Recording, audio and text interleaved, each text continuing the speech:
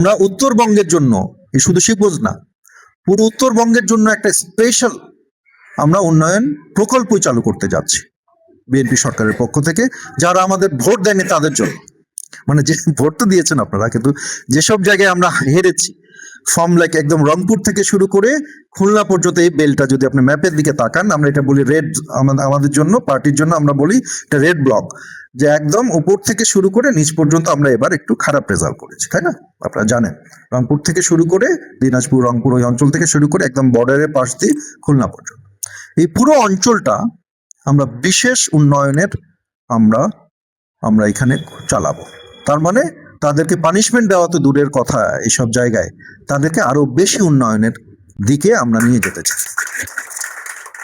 এবং এটা বিরোধী দলের জনপ্রতিনিধি বলে আমরা তাদেরকে পিছিয়ে পড়া জনপদ হিসেবে আমরা দেখতে চাই না, বরং আমরা ফ্যামিলি কার্ড, আমরা কৃষক কার্ড ইত্যাদি জনসম্পৃক্ত যে বিভিন্ন ধরনের প্রজেক্ট রয়েছে, সেই প্রজেক্টে আমরা এই অঞ্চলগুলোকেও অন্তর্ভুক্ত করব এবং বিশেষ করে নানা রকম অবকাঠামোগত যে উন্নয়ন, সেই উন্নয়নগুলো আমরা এখানে করার চেষ্টা করব। এখন আবার পৌরসভাতে ফিরে আসি। আমাদের যদি এই পৌরসভাটা আমরা সুন্দর করে করতে পারি, তাহলে তো আমাদের সবারই লাভ। আমরা যারা এখানে বসবাস করছি আপনাদের সবাই লাভ। আলোচনা করেছি যে এই যে 50 বছরের একটা মাস্টার প্ল্যান, এই মাস্টার প্ল্যানের আওতায় আমরা ড্রেন দিয়ে শুরু করছি। এখানে কোথায় কোথায় হচ্ছে আমরা শোধনাগার তৈরি করবো, যেমন ড্রেনের ময়লা কোথায় যেয়ে পড়বে, নদীতে যে পড়বে, খালি যেয়ে পড়বে, তো ওখানে যদি দূষণ হয় তাহলে আর লাভটা কি হলো? আপনি একটা জায়গার ময়লা আর একটা জায়গায় দিয়ে দিচ্ছেন, তাহলে তো লাভ হলো না। অর্থাৎ এইসব জায়গাতে আমাদের কি করতে হবে, বিভিন্ন জায়গাতে এসটিপি আছে, ইটিপি আছে এবং শোধনাগার আছে। এই শোধনাগার গুলো আমরা আস্তে আস্তে তৈরি করবো। প্রথমে আমরা ড্রেন দিয়ে শুরু করছি, পরবর্তীতে আমরা এই শোধনাগার গুলো তৈরি করার চেষ্টা করব। কি আছেন তিনি ভিন্ন দলের, আমাদের সামনে হয়তো পৌরসভার নির্বাচনও হবে, আমরা ভিন্ন দলের, আমাদের সরকার আমরা গঠন করেছি পুরো বাংলাদেশে, কিন্তু সেটার উন্নয়নের ক্ষেত্রে কোনো রকম ফের আমি তৈরি হতে দিব না।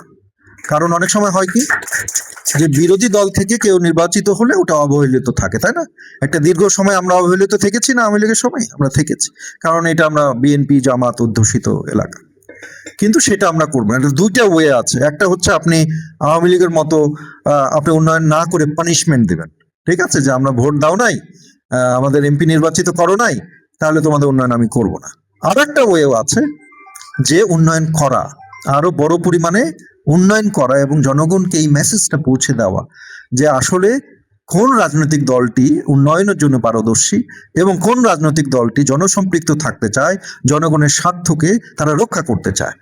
তারপরে জনগণ হচ্ছে আবার 4.5 বছর পরে তাদের সিদ্ধান্ত নিবে যে তারা কোন দলকে হচ্ছে বেছে নিতে চায়। এটাই তো ডেমোক্রেসির সৌন্দর্য, তাই না? এটাই হচ্ছে গণতন্ত্রের সৌন্দর্য, যে আমরা অপশন দিব মানুষকে, মানুষ বেছে নিবে যে তারা কাকে হচ্ছে সামনের দিনে দেখতে চায়।